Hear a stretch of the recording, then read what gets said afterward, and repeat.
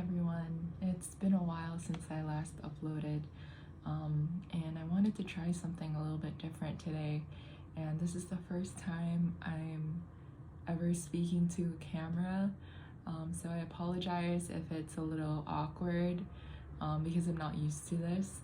But anyways, I'm gonna try giving this format of vlogging a shot and see if I like it better, if it's easier for me to edit, or if it's easier for me to make content like this moving forward. Then, you know, good for me, I guess. But anyway, the sun is like shining on my face. Okay, well, it's not that bad. It's fine. Okay, anyways, I'm gonna be looking down a lot because I made notes for this video specifically, and I actually made this last year. I just haven't had the chance to film it, sit down and film it, so the content is still true for me, and I hope that for anyone who's about to start college or is deciding to go to college, I hope this video helps, and expect more similar content tailored towards pre-med, medical school, eventually the residency match and all that. And yeah, I hope you find this content entertaining. Alright, so I'd like to start this video off by saying that college isn't for everyone. So before you go to college, oof, that's intense. That's too intense. Okay, hold up. How do I fix this? If I scooch this way. Yeah?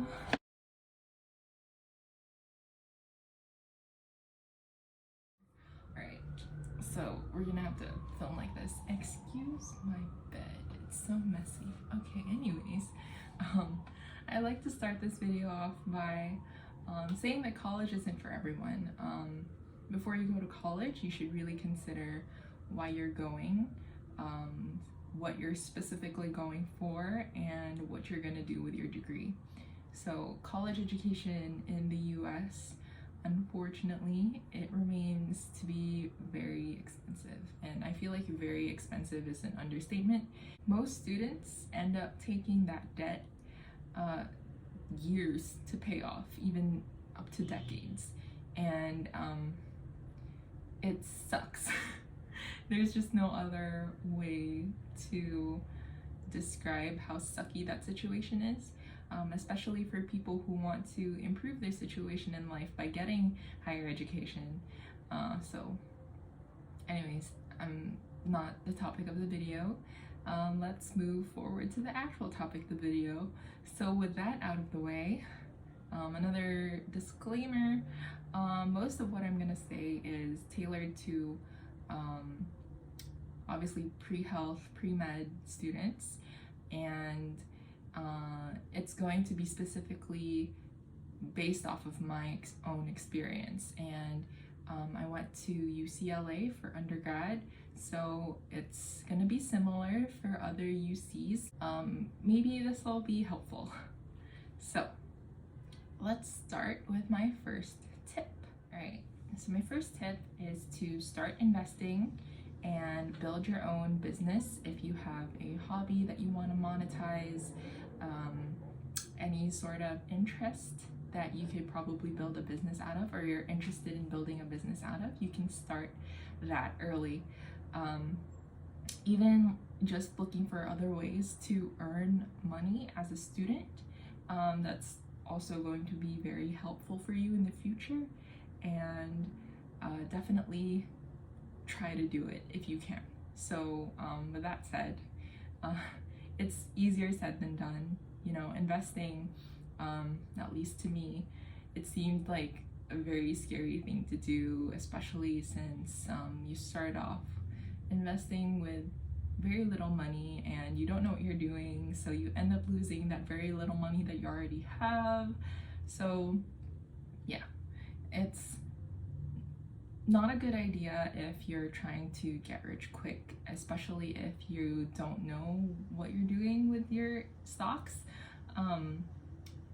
The safest bet is to invest in things like the S&P 500 or some more stable stocks that you know will continue to appreciate in value as time goes by. And instead of hedging your bet on things like cryptocurrency, NFTs, and stuff like that, although you totally can, and there are people who have gotten rich overnight, but it's too risky for me to confidently advise it to you guys. So, take it with a grain of salt, do your own research, and yada yada yada. Another part of this tip is to build your own business or your side hustle. And for this one, you need to be able to capitalize on the skills that you already have. The caveat to this is if you decide to monetize something, a hobby, something that you love, you might end up hating that hobby. And for some people, it's a love-hate relationship that they consider to be worthwhile to pursue, and kudos to them. But for others, they want to keep their hobbies as hobbies. It's not 100% necessary for everyone to, attempt to monetize every single interest that they have. But if money and financial freedom is something that you're interested in achieving sometime in the future, I can guarantee you if you start early, you'll thank yourself in the future. Okay, so next is, if your schedule allows, you should get a part-time job, and either you can do it through work study, if your school offers that, you can work through an outside employer. I myself worked a part-time job when I was a freshman in college, and I managed to earn enough money to pay off a little bit of my student loans while I was still in school. And although I didn't stick with that part-time job throughout college, I think it definitely helped in lessening the principal that I had to pay off once the interest started rolling after I graduated. Okay, so if you're interested in hearing more about managing your student loans, you can let me know in the comments and I'll try to make a video for it. I'm not the best authority to talk about this, to be honest, but it's something that I will continue to work on, and definitely if you guys ask for it, I'll definitely look into making a video for it. Okay, so next tip. Getting good grades in high school doesn't mean that you'll get good grades in college. Side note, this also applies to when you're transitioning from college to medical school. So getting good grades in college doesn't necessarily mean that you'll get good grades in medical school. So what do I mean by this? So I mean that if you decide to use the same study habits that you've had since high school, for me, it was cramming mostly. Studied very little during high school, but still got very good grades. And that didn't work out for me in college. Your study habits definitely have to adjust if they aren't already top-notch study habits. And all in all, you just need to be prepared to face a lot of information that's going to be thrown at you in a fast-paced manner, and having to take exams not feeling fully prepared, but still having to do it anyways. But it's your responsibility to be as prepared as you can be, right? It's your responsibility to figure out what your weaknesses are, what your strengths are. Go to office hours if your professors or your TAs offer them. Ask questions, get tutoring if you need help. Do whatever it takes for you to get the grade that you want. And if you just want to pass, then just do the bare minimum to pass and you're golden. But if you want to get really solid grades, maybe you want to pursue higher, further education, graduate education after you graduate college, then definitely consider first changing your study habits into more effective habits that are evidence-based to help you do better on your exams. And ask questions, go to tutoring, get as much help as you possibly can in order to get your goals. Okay, so the next tip, dating in college. Ooh. Okay, so if you're watching this and you're still in high school and you've yet to find a boyfriend or a girlfriend, you're actually worried that you don't have a boyfriend or girlfriend yet, please don't be worried. If you're really committed to going to college, let relationships be the furthest thing from your mind when you're entering college or when you're deciding what college to go to. That person, whoever that person is for you, whoever that person can be for you, you'll find someone eventually, usually when you least expect it. So if you're watching this and you're no longer in high school, but you still have yet to find a boyfriend or girlfriend, well, maybe consider that you've been looking at the wrong places, or who knows, maybe you're not even looking in the first place. But if you are, and you're discouraged because you haven't found anyone yet, let this be your motivation to make the first move. The worst that they could say is no, and if you do get rejected, you can take your time, be a little bit more introspective, figure out why they said no, and then pick yourself up, move on, and make them regret that they ever rejected you. Okay. All of that said, word of caution if you do get into a relationship while you're in college, and especially if it's your first ever relationship like it was for me, it's probably gonna take over your entire life at that moment and your whole personality. Nobody really knows how to function in a relationship, especially if you're both new at it.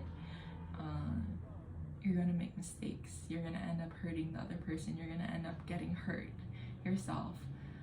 You're gonna probably see your grades suffer. I know mine did. To be fair, it wasn't completely my relationship's fault. It was also my fault for deciding to, choose the schedule that I chose for myself at that time.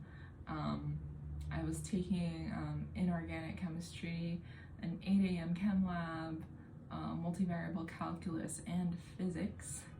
I hated physics, by the way. So if you went to UCLA, for more context, the courses that I took were Chem 20B, Chem 20L, Math 32A, and Physics 1A. So needless to say, I failed a few tests. And by fail, I don't mean getting worse than a 90%. I mean, I got a 32% on a final, and I was very thankful that I actually scored that high. Clearly, not all was lost after that episode. I was still able to graduate on time. I made the dean's list a few times after that, and I got my grades good enough to graduate with honors, although they weren't Latin honors, but still I managed to climb out of the hole that I dug for myself. And all that because of one boy. I'm just kidding. I'm not bitter. His grades also suffered, And I do remember though taking a physics class with him that quarter, and I decided never to take a physics class with him ever again.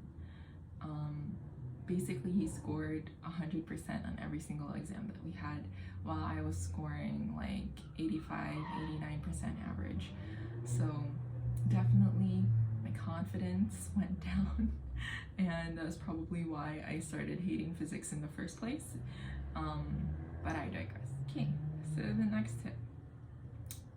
Take classes that don't pertain to your major if your schedule allows it and you won't be overloading yourself. Don't wait until your senior year to fulfill your GE requirements. But yeah, try to take as many interesting classes as you can. So for me, I took classes like music history of the Beatles, introduction to Buddhism, other classes that had nothing to do with bioengineering, and of course I made sure that those classes were fitting with my GE requirements. But I should have made it a point to take a class like that every year, so that I didn't have to end up struggling to look for that last writing 2 class that I had to take before graduating. And yeah, I did end up taking a pretty interesting class. I don't remember the name of the course exactly, but it was contemporary music in Christianity and Judaism and Islam. And I think there is a value in learning things that you won't necessarily get to learn in your upper and lower division classes.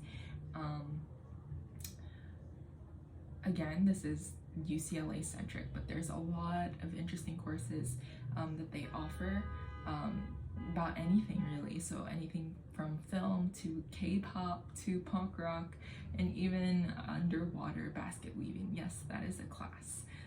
Look it up in the course catalog. So when you enter college, good thing to do is to browse through the course catalog that they give you. Look through the descriptions of each and every class that you seem like you're interested in taking, and try to get those classes once you get your enrollment passes. Which leads into my 5th tip, which is if you get stuck with a bad enrollment pass time and you really want to take a specific class that gets filled up very quickly, you can try to get a code from your professor. So how you do this is you would sit in on the first day of class and you talk to the professor after the class is over. Be respectful about it. Of course, you can't demand an enrollment code or whatever it was called from them. Basically, you tell them that you're either waitlisted or you weren't able to make the waitlist to take their class, but you're really interested in taking their class. So if they have space in their roster in their class and you were respectful and polite about it, you're probably gonna get in the class. You're probably gonna get enrolled in that class. This is a little bit risky though, because for example, this was a class that you're choosing based off of the professor, but another professor was offering the same class. If this professor really can't fit you into their class and you end up having to, bite the bullet and take the class with the other professor that you weren't so keen on taking the class with, you might lose your shot at getting the slot for the other professor. So, just weigh the consequences of, this not working out, and hopefully you'll get all the classes that you need to get and you don't end up having to be delayed or having to take summer classes because you weren't able to fit in a class to your or get a class that you really wanted to get in time for that quarter. Okay, so the next tip is switching majors is not a big deal. So I used to think that switching your major was just one step short of failure. Of course, that's not true. It's never been true. And switching your major, although it's discouraged if, for example, you were switching into a major that was very competitive, but you got accepted for a major that wasn't as competitive. Maybe that's going to be a little bit looked down upon. It's not impossible to do, but it's going to be more difficult, definitely. And that's because there are systems in place that prevent students from doing exactly that. You know, students who, for example, want to go to a top tier school, but they apply for a major that would be quote unquote easier to get into that school, but their actual interest is in another major that's more competitive, and then they attempt to switch into that major once they've got accepted into that school. That's a little bit, it's not illegal, like, but it's definitely hard to do. In UCLA, for example, if you got into a program that wasn't an engineering program, and you wanted to switch into engineering, whatever engineering field it was, computer science engineering, mechanical engineering, aerospace, if you got into the College of Letters and Sciences and you wanted to switch to the Henry Samuel Lee School of Engineering, they make it difficult for you to do that. And especially if you've already taken the initial science and math series, usually they offer different series of classes for those lower divs, whether you're in the College of Letters and Sciences or the engineering school. And so, yeah, it's all, you can ask your counselors about how to do it, but definitely it's challenging. It's not impossible, but it's definitely going to make you stressed at that time. In my case, I did end up switching majors, but I switched within the engineering school. So I got accepted to UCLA for their chemical engineering program, and I ended up switching in the middle of my freshman year. Yes, freshman, was it freshman or sophomore year? I don't remember, but I ended up switching pretty early on into my college career from chemical engineering to bioengineering. And that was allowed because chemical engineering and bioengineering were both majors that were under the engineering school, and not only that, they were also part of the same department. So yeah, it was still very stressful and nerve-wracking for me because it's not guaranteed that you're going to be graduating on time if you decide to switch your majors, but thankfully I was able to still graduate on time. Still had to take summer classes, but that's because I was pre-med and I was doing all the prerequisite courses to take the MCAT. Okay, so some more tips about switching majors. If you're thinking of switching your major, you have to consider your whys. So do you find your major challenging, and do you think the other major would help you get better grades? If that's the case, that's not necessarily true. Each major will have its own challenges, and it's really a matter of whether you enjoy the material that you're learning. And if you do enjoy the material that you're learning, then you're more likely to sit down, really learn it and learn it well, and do well on your exams. So before you switch, like I said, you have to think about whether it's going to delay your timeline towards graduation. Will it push you back a year? Will it push you back a quarter? Will it cost you more money? So these are things that you have to consider if you want to switch your major. So the next few tips are going to be more catered towards pre-med or pre-health students. So the next tip is pre-med or pre-health. So I can't really speak to the other paths of the pre-health courses like pre-dent or pre-pharm.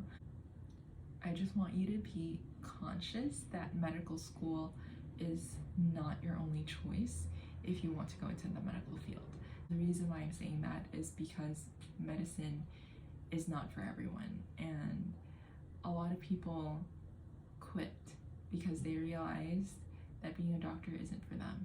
And for some of those people, it's a little bit too late, or they're very far into the game. They've invested so much of their time, their effort, and their money, and for them to quit must be a very difficult decision for them. And it's a decision that is personal, first of all, and nobody can judge them for quitting or for staying, but for yourself, definitely try to be introspective and think whether medicine is really for you, or if you'd be happy doing another job in the healthcare field that isn't being a doctor. So for me, my mistake was I was a one-trick pony. I kept my blinders on, tunnel visioned my way into medical school, and not even considering the other paths that I could take. I didn't consider the DO path, I didn't consider dentistry, I didn't consider PA, NP, nursing, none of that. Just stuck with my mindset of I want to be a doctor, and I feel like I shouldn't have done that. I feel like I should have exposed myself early on to the benefits and the downsides of all these other pathways that I could have taken. Aside from that,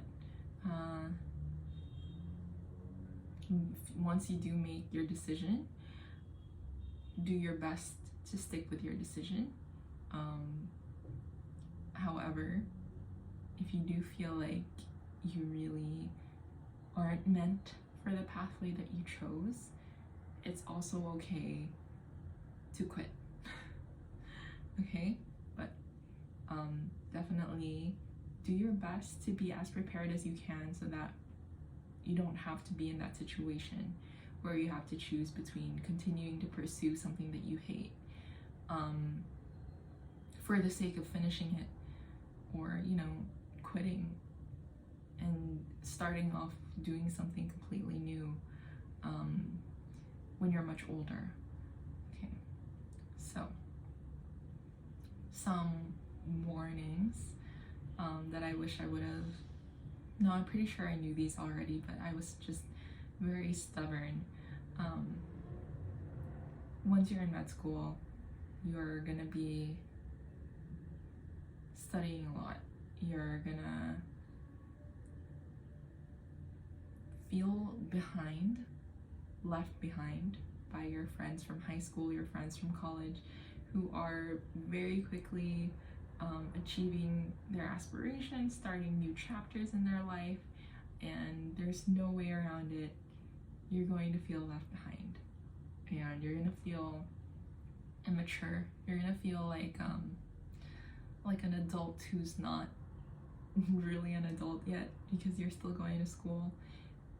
And if you're comfortable with feeling that, or if you're confident that you can go through that, by all means, stick with your decision. And once things get hard, and they will get hard, always go back to your whys, always go back to the things that keep you strong, and definitely confide in people that will support you no matter what. Whew. So that was a little heavy. Let's move on to the next tip. Okay, the 8th tip is the field of biomedical research is very vast. And if you're interested in doing a research position as an undergrad research associate to improve your CV, learn more about research, possibly get a publication, pursue a career in biomedical research. By all means, find a way to do it as soon as possible. You can do your own research about the fields of study that you're interested in. Look for the school's database of what ongoing and previous studies that they've done in the different labs around campus.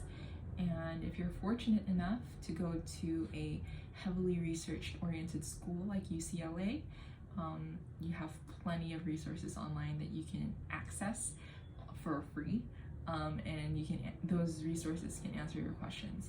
So you can even reach out to upperclassmen who've previously and successfully navigated the waters of getting a research position, to ask for advice to how to secure one for yourself. So the main tip here is find a field of research that you're interested in and go from there. Opportunities are vast and numerous, and they're always looking for students to teach, either a paid experience or an uncompensated, purely extracurricular experience. Both of them are going to be beneficial, especially if you want to pursue a career in biomedical research, or if you want to pursue pre-med or pre-health, because it's going to look great on your CV. Okay, so start planning for medical school early. So again, this one is specifically for pre-med students, and if you're not pre-med, then this would apply to whatever grad school that you intend to pursue after college. So for example, pharmacy or dentistry, start looking into those programs early. So you might want to look into the process of getting into medical school. The MCAT is a big deal. What you need to do in order to take the MCAT, first of all, like what classes they recommend you to take before you take your MCAT, how long you want to prepare before you take your MCAT, when you want to take your MCAT, and how high you need to score on your MCAT to hit your target for your dream school or your target school. So if you're sure that you want to go to medical school, then start looking into what you need to do in order to get in, like what what extracurriculars that would help you stand out in your application, what sort of volunteer activities, research, anything that will make you stand out. You can start looking into how you can get those opportunities and start doing them. So how early is early? Well, that depends. If you want to go straight, then the earliest that I would recommend is by your first year, even before your first year. But not everybody is that sure by the time that they start college. I know I wasn't, and so I only decided that I wanted to go to medical school when I was in junior or sophomore year. So I wasn't prepared to take the MCAT at the end of my sophomore year, which is usually what people do if they want to go straight to medical school.